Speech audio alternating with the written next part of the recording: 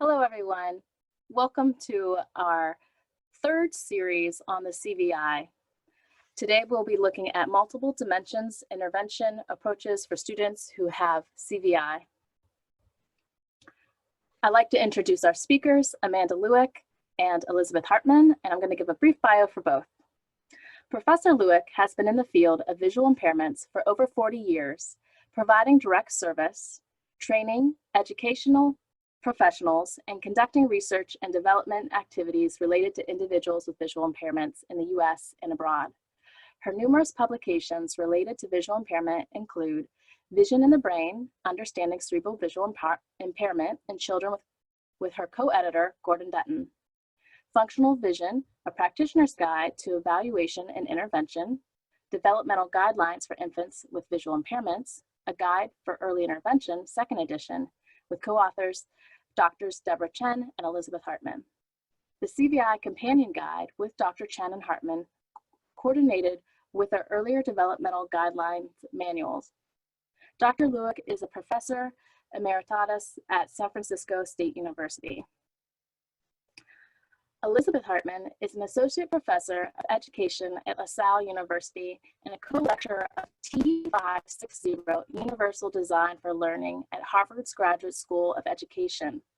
In her research, she examines teacher implementation of UDL and how UDL is enacted to teach learners with multiple disabilities. She is a teacher of students with visual impairment and deafblindness, and currently co-editing a book for the American Printing House for the Blind on the early intervention of infants and toddlers with CVI. All right, let's begin. Okay, welcome everybody. And again, the title for today's talk is Multidimensional Intervention Approaches for Students who have CVI. I'd like to welcome you all. Thank Patton for inviting us to do these lectures and all their support in preparing them. And also thank Dr. Hartman, who is going to be helping with these lectures now. Let me see why it's not moving forward. We'll try this method. There we go.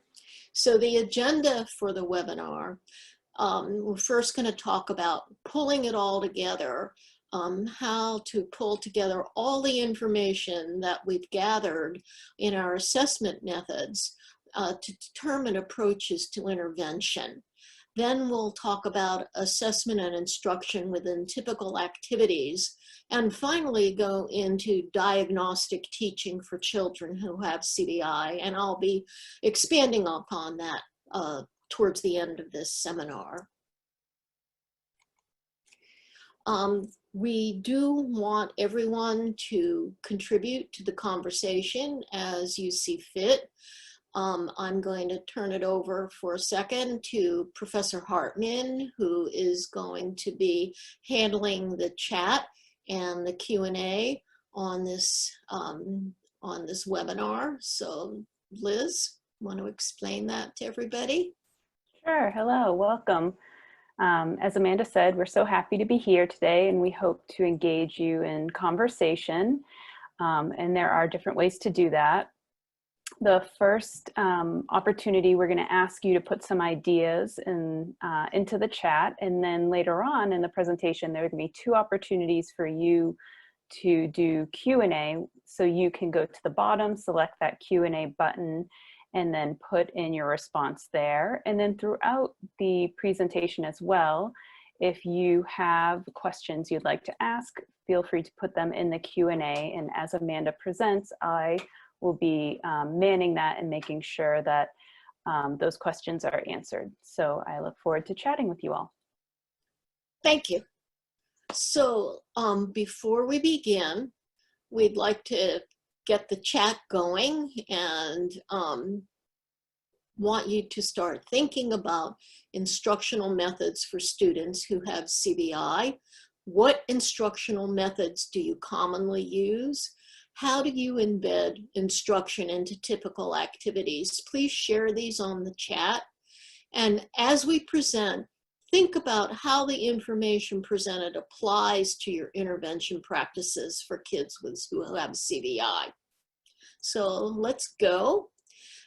Because it's been quite a time since our last webinars, we wanted to do a little recap, just a quick recap on assessment and CVI.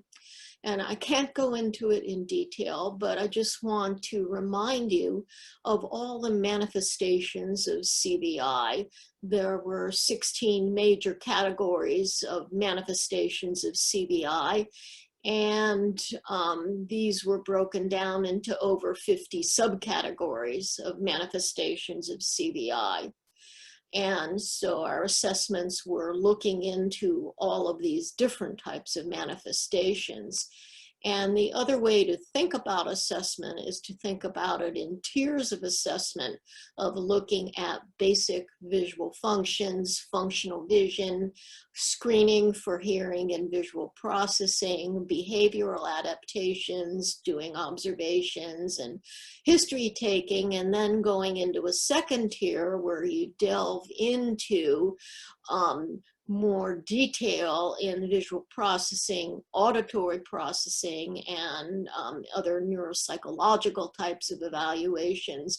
And for children with profound visual impairment, looking at salient and preferred stimuli and responses and environments, blind sight evaluation, and auditory processing evaluation.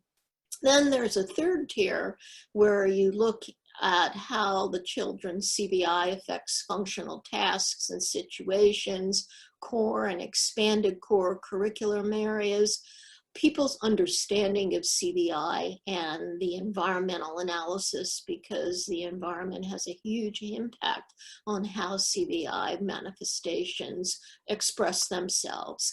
Finally, integrating it all into reports. You can refer back to the previous webinars for more details on these, but the key considerations in, just going to move this, in interventions are that interventions need to be multidimensional as determined by the assessment results, because children are multidimensional. So we're going to be talking about a lot of different types of interventions for children who have CVI. Assessment and intervention are interactive through the use of diagnostic teaching methods, where hypotheses about appropriate interventions may require revision based upon teaching outcomes.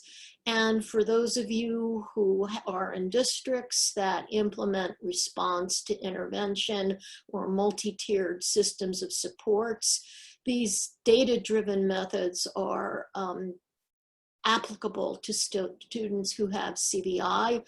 The intensities of support can include universal differentiated instruction, supplemental instruction, or individualized instruction. And these all can serve to promote student success.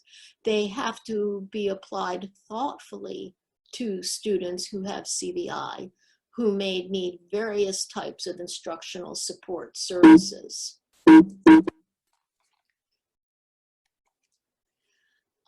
Let's talk about how intervention is multidimensional. First, we need to think about ways of addressing skills and behaviors in isolation and within functional and meaningful activities as appropriate. The organization of the environment is a part and parcel of intervention methods. Consider how vision intersects and impacts other skill areas, promote access and progress within the general education curriculum, and always consider self-esteem, social well-being, and self-determination when working with children who have CVI. Now, there are a few intervention principles, one suggested by Professor Leah Hyvärinen from Finland, and I always remember this because it's really one of the backbones of intervention, is to train to improve weak areas and provide compensatory methods that build on strong functions. And Gordon Dutton stresses throughout his work, he's a pediatric ophthalmologist also, that improvement in visual skills requires self-motivation. So it's important to have buy-in from the students, have them excited and working from desires of their own to work on their visual skills. And then assessment is never ending. It's ongoing within interventions.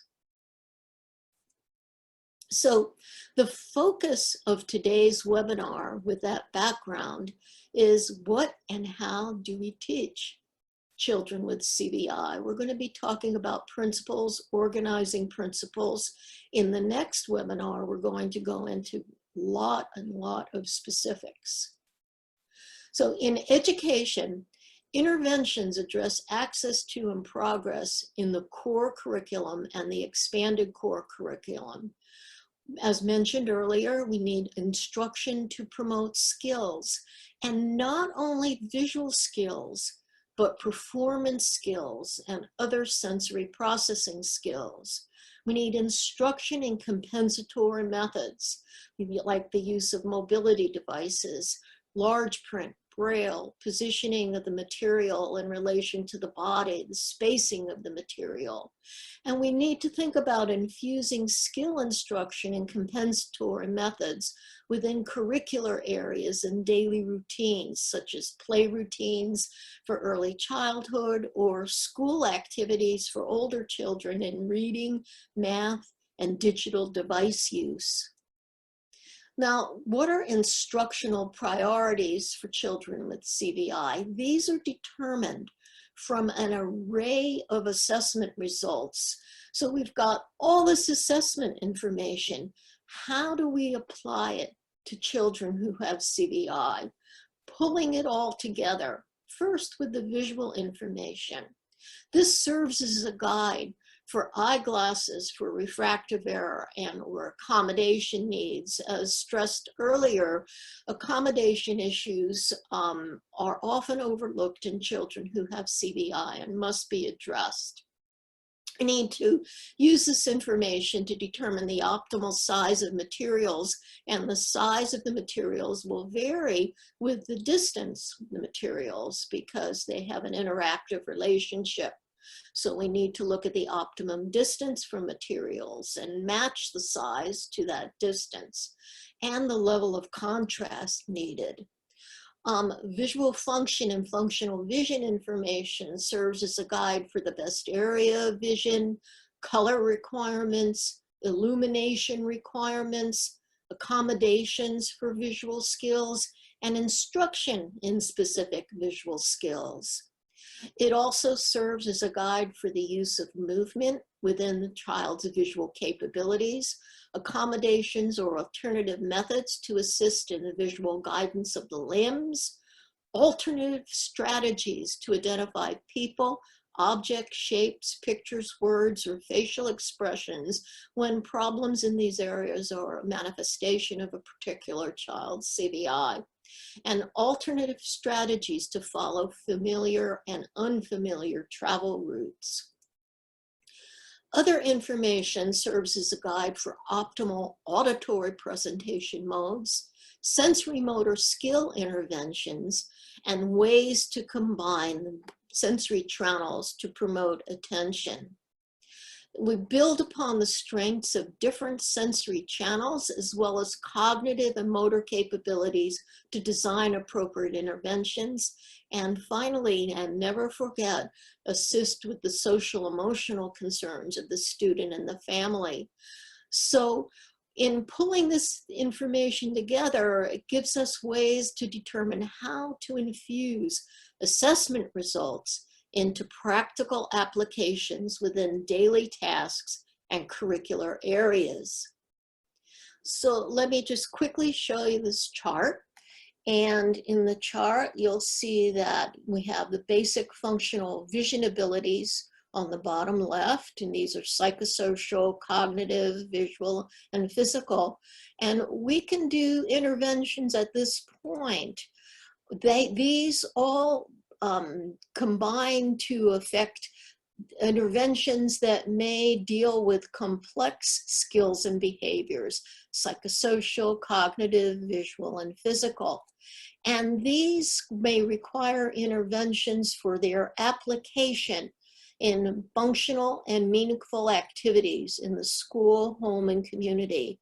So there are several parts of a child's abilities and skills and behaviors where we can affect interventions to finally lead to interventions that can be applicable in meaningful activities, functional and meaningful activities. And that's our goal in education and the goal in the school and in the community as well, in the home and community as well. So let's pause for a second. And here's a question for you for the chat. How do you set priorities to target visual, sensory, visual perception, or other skills that may require intervention for students who have CVI? Okay, so let's move on. Thank you all for participating in the chat. It's an important part in the Q&A too. It's an important part of this webinar. Now we're going to talk about interventions within activities, and it can be digital activities, it can be play activities and motor, it could be more reading types of activities.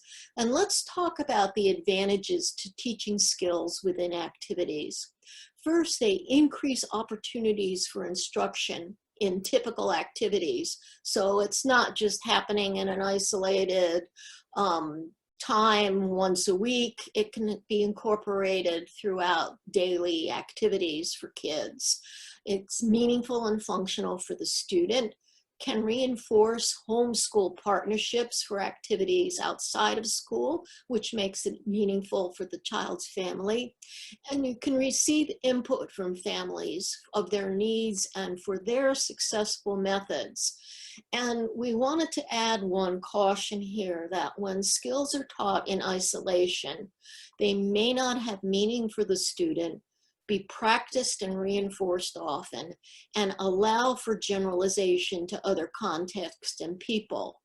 So we're not saying not to teach skills in isolation, but these skills need to be transferred to those other levels of instruction that we talked about in that flowery picture that I showed you earlier, so that they're eventually incorporated into activities. Now, in infusing visual skills instruction in daily routines, this is just a simple example. And we talk about lunch. And there are critical activities with visual components. And then we talk about the visual behaviors to be promoted, the exploratory behaviors elicited, and the cognitive behaviors facilitated. Because when you teach a visual skill, the visual skill is being taught to encourage the child to explore and to think. So one example would be locating items on a table.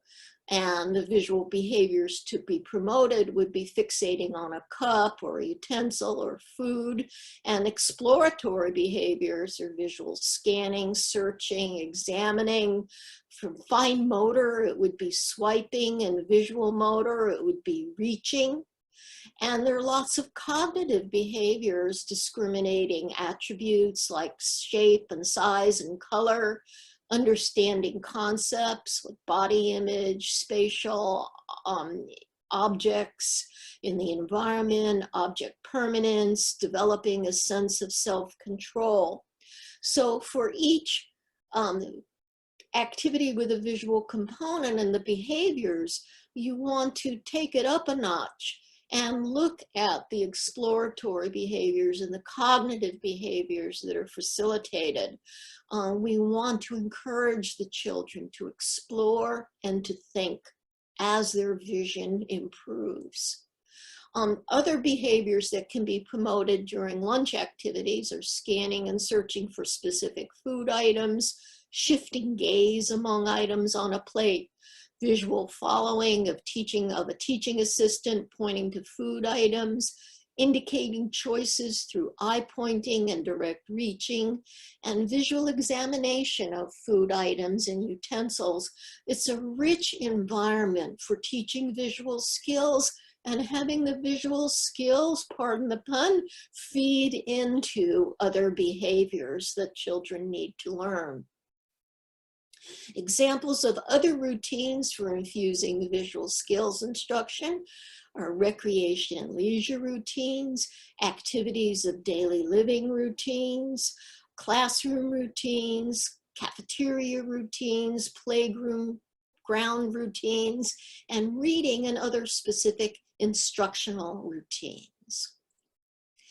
So let's talk about how to prepare for instruction for activities within the school and home and community. And I want to give you a method, and it can be done formally or informally, but it's good to just break this down so that we can all put in our brains how to think about how to prepare for instruction.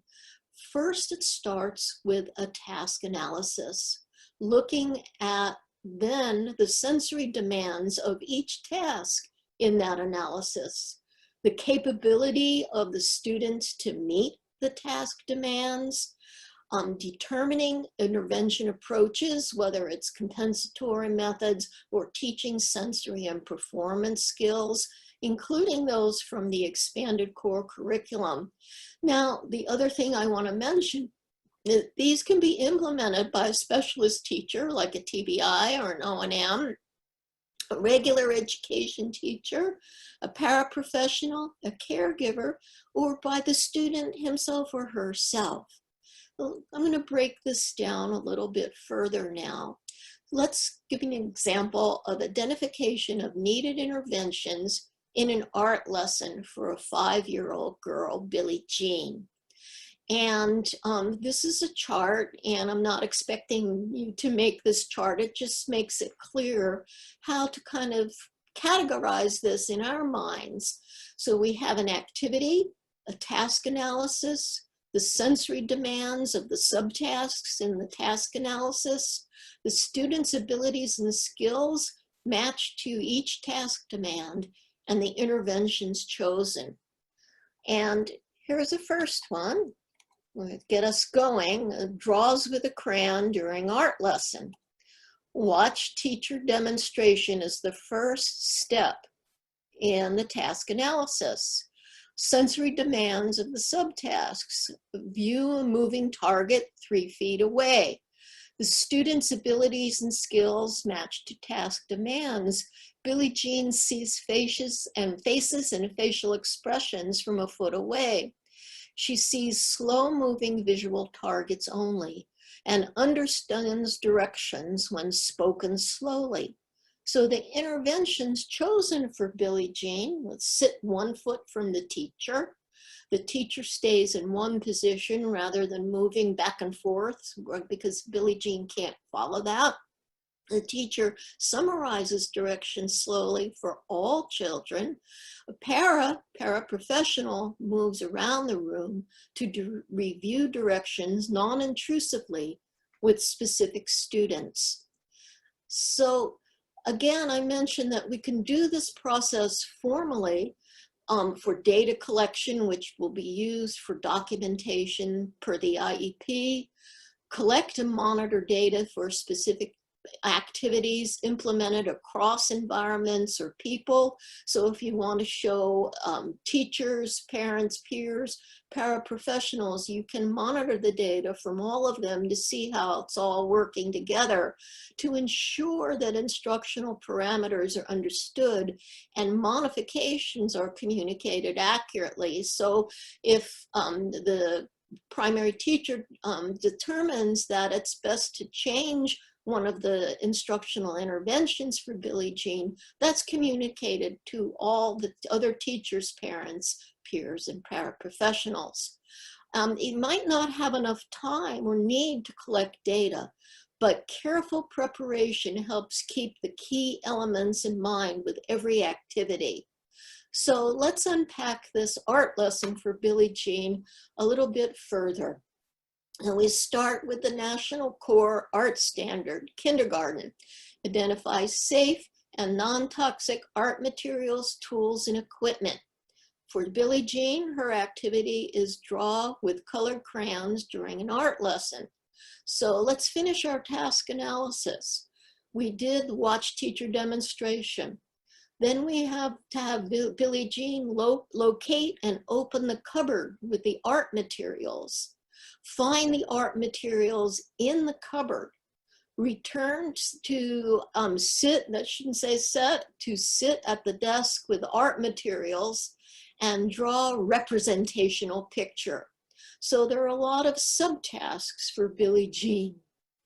The sensory demands, we've talked about view moving target from 3 feet away, her teacher, walk from the desk to the cupboard and back, locate the handle on the cupboard door. Wall, cupboard, and handle are the same color.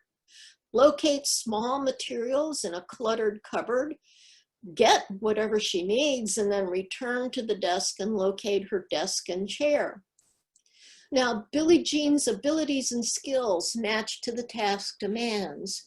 We talked about the fact that she sees faces and facial expressions from a foot away, sees slow-moving visual targets only, understands directions when spoken slowly. These are all from our assessments. Does not see individual objects within a group of objects, has reduced lower visual fields and often trips on material left on the floor, sees the desk and a chair as a single object. She's able to pick out desired crayon with primary colors, even when they're in a cluster. She may not see the crayons as individual objects, but she can see the different colors. And she has no difficulty with eye-hand coordination for drawing. So let's talk about now the interventions based upon all of this information. So we mentioned that she's going to sit 1 foot from the teacher to see the demonstration. The teacher stays in one position rather than moving back and forth. She summarizes the directions slowly for all children. The para moves around the room. Now, Billie Jean's desk has been located at the left end of the row so that she can find her desk more easily and doesn't have to move through the rows, which might be difficult for her. She walks around the desks in the class rather than between them to avoid tripping on objects on the floor to go to other parts of the room also. There's a bright picture of a paint palette on the art cupboard to identify it, make it easy for Billie Jean to find. Billie Jean is taught to search for the handle on the right side of the palette picture and to trail down the right side of the door with her right hand until the handle is detected tactually. Remember, they're all the same color, so this is going to break that up with that paint palette picture. Now, the materials within the crowded cupboard are going to be spaced apart so Billie Jean can locate them more easily. And the areas of the cupboard are labeled with clear, large letters. And Billie Jean has been taught words on the labels in previous letters. She walks around the desks to return to her seat in the classroom to avoid low-lying objects on the floor for her return trip to her seat. She was taught to face the right side of the room to locate her desk, and then to locate the top of the desk tactually to search for her chair with her other hand. Billie Jean does not require specific interventions for drawing beyond regular kindergarten education instruction at this point in her kindergarten class. So you've seen the richness of what can be taught to Billie Jean and how she can learn skills and how there can be accommodations and compensatory methods for Billie Jean within this environment. So let's go to our question number 2. For your student with CVI, What specific activity at home, school, or community would you target for instruction? And why did you choose this? And what skills affected by CVI are included in that activity? Are there as many in that activity as there were for Billie Jean in her simple art lesson? So now we're going to move into the relationship between educational assessment and intervention. And for kids with CVI, educational assessment is intimately tied and intertwined with intervention. This is where we continue to learn more about how the child functions so that intervention informs assessment.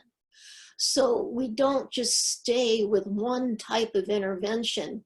As we learn things by doing interventions with children, this is part of our assessment and can change the kind of intervention that we do.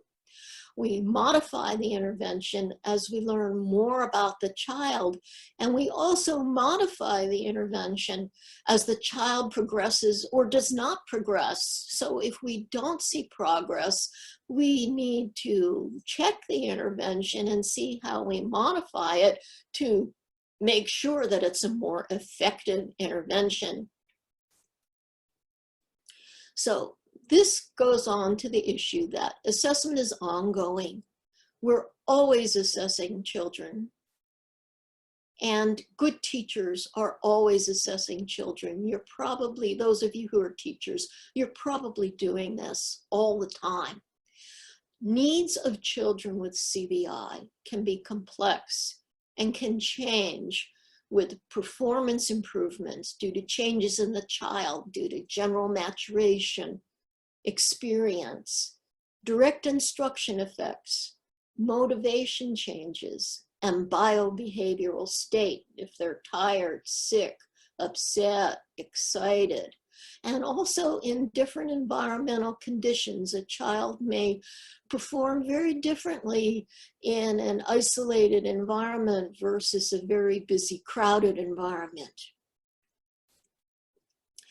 So we need to develop and monitor teaching hypotheses and monitor them for possible adjustments. There are initial goals based upon educational team decisions and family priorities and needs in early intervention. And those can change, but let's talk about a diagnostic teaching example. And again, I have a feeling many of you are already doing this, and it's important to recognize what you're doing because you are doing assessments.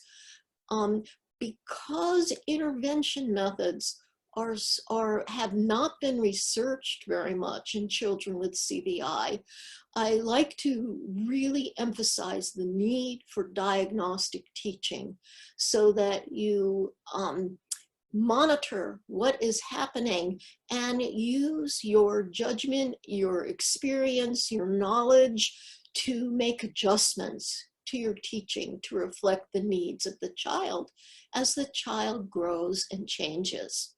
So here's 6-year-old Ricardo, who has a hearing impairment and CVI. He has simultanagnosia, which means that he cannot see more than a few objects at one time. Now, little Ricardo does not want to ask for assistance and stand out from his peers, and he needs help to find his coat on the coat hooks along the wall in his classroom when there are a lot of coats there. He just can't pick them out because of his simultanagnosia. So the teachers formulated a hypothesis. Ricardo will find his coat when he places his coat on the same coat hook every day. If he has trouble, for example, someone moves his coat, he can search for his coat after most of the children have taken their coats off the hooks. So the next step is to observe behavior and the environment, collect outcome data, which can be qualitative narrative data that includes the time needed to find the coat and success in locating his coat for recess times and at the end of the school day. And then refine the intervention as needed for the learner and for the environment. So there's another way of looking at diagnostic teaching within routines that works well for independent living skills. And this method was developed by two very fine teachers at the California School for the Blind, and it's in the book Vision in the Brain. And they developed this for an observation assessment recording form. I'm just going to summarize this for you. Now, I want to stress again that if you're too busy to make out a form for all of this, and the form is in the Vision in the Brain, still helps you to think of these steps in the process. So first, there's a skill. And this particular student had an issue with organization skills. And the task was taking homework papers out of a backpack. The effects of VI and CVI, this child had difficulty seeing items and reaching for them in the backpack. So it was a big mess, it was frustrating, and he was just pulling things out or rummaging through. He was unable to locate loose papers in the backpack was the functional observation. The suggested intervention approaches was to place his papers in a bright yellow folder in a separate compartment in his backpack so he could find them easily. And the outcomes of intervention, hypotheses, and revision: the initial visual discovery of the yellow folder and the subsequent reach for folder by the touch. This was the outcome, and it was a successful intervention for this child. Something very simple that made his life a whole lot easier, and he was learning organizational skills in the process. So here's an example of a modification of a compensatory strategy. Sometimes compensatory strategies can be pared down or eliminated, and this is where diagnostic teaching comes in, where you can look at the results and modify the intervention. So Tomiko is a 10-year-old young lady with topographic agnosia. She easily gets lost on travel routes. She can't find her way around, resulting from CVI. She loves going to music class, but she can't find her way to the classroom independently. She is and this is not due to visual acuity issues. She is very active and often walks away from her classmates or teachers as she tries to find her way herself. She often just stops on the way in confusion. So we formulated the hypothesis: Tomiko will be paired with a specific peer for assistance in finding the route to her music classroom, do an observation of behavior in the environment, and collect outcome data, which was the speed and accuracy in locating the classroom each day, the music classroom. Now, this was done, it was successful. And then we can look at how to refine the intervention as needed. Tomiko received training to identify a route to her music class independently. She learned to follow green targets hung along the walls until she reached a highly visible red target painted on both sides of the door to her music classroom. She learned a rainbow song to sing as she walked by herself. Tomiko's thrilled that she can walk to her classroom just like her peers, while peer support worked well when her friends were guiding her. It was important to Tomiko to use a strategy that promoted more independence and that helped Tomiko learn to walk along the prescribed travel route with awareness. Now let's talk about the summary of diagnostic teaching. The needs of children with CVI are evaluated in initial assessments. Instructional solutions are based on initial assessment findings, and performance and outcomes are monitored continuously in order to revise and improve intervention methods. Now, let's think about Tomiko and think about the principles of refine, reduce, and collaborate. How important is collaboration with professionals, peers, and the student? How was her success developed, and how could it be extended to other contexts? And how could home and school partnerships be used to extend her success? And especially remember this in the time of COVID with home and school partnerships. So we can talk about this in the chat, and we can also talk about why is it necessary to continue to assess students who have CVI within the context of instruction. So in the next webinar, there's more. We'll look more intensely at specific instructional methods for children with CVI. There are a lot.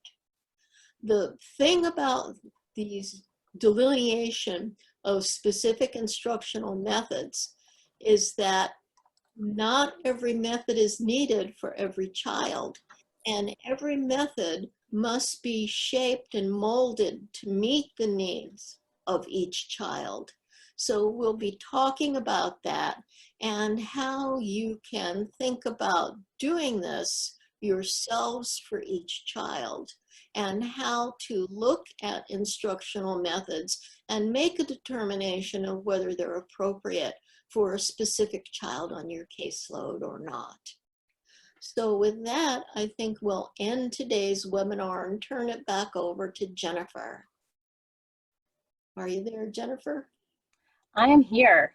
Hey. Thank you so much for sharing today. This is great information. I'm really looking forward to the next webinar. I do have a slide to show, 2 slides actually.